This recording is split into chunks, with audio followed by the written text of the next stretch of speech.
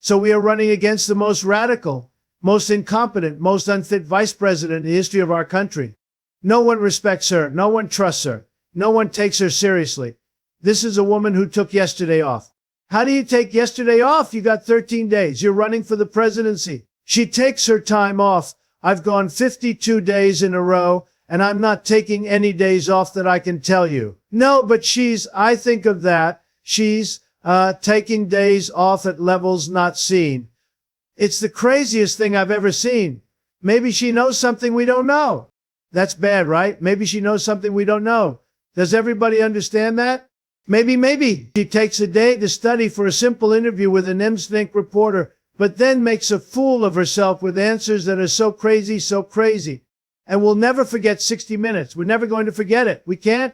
I think I'm going to sue them actually, because there's no way they can answer it. There's no way they can say, no, we don't like the answer she gave, and they immediately replaced it with something. There's no way they can answer that, but we are not running against Kamala. She means nothing.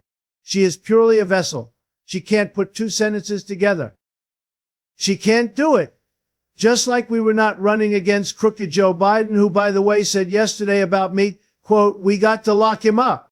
I told you, he said that he denied it. I didn't mean that, because he's not legally allowed to say he can't say that. But I've been telling you that it's election interference.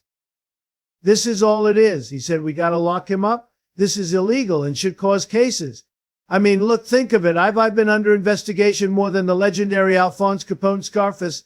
And my parents are looking down on my father was tough and my mother was great. She was so sweet. And I said yesterday, I know she's in heaven. I'm not 100% sure of my father, but he was a good man. He's a tough guy and a good guy. He had a big heart too, and he was smart. But they're looking down on me now and they're saying, how the hell could my son be worse than Alphonse Capone? How could he be? There's so much at stake in this election for Puerto Rican voters and for Puerto Rico.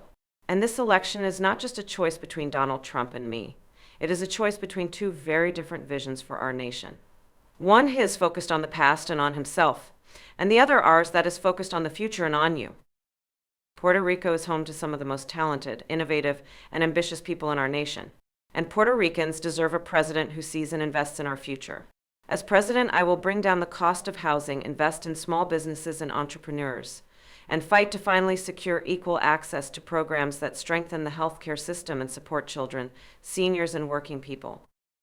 I will create a new Puerto Rico Opportunity Economy Task Force, where the federal government will work with the private sector, with nonprofits and community leaders to foster economic growth and create thousands of new, good-paying jobs in Puerto Rico, including for our young people. And I know that Puerto Rico's economic future depends on urgently rebuilding and modernizing the island's energy grid. That's why I will cut red tape, ensure disaster recovery funds are used quickly and effectively, and work with leaders across the island to ensure all Puerto Ricans have access to reliable, affordable electricity. I will never forget what Donald Trump did and what he did not do when Puerto Rico needed a caring and a competent leader. He abandoned the island, tried to block aid after back-to-back devastating hurricanes, and offered nothing more than paper towels and insults. And now Donald Trump promises to be even more extreme, talking about using the military against his political enemies and being a dictator on day one. Puerto Ricans deserve better. As president, I will always fight for you and your families. And together we can turn the page and chart a new and a joyful way forward to a future where everyone can not just get by, but get ahead. I thank you, and please take care.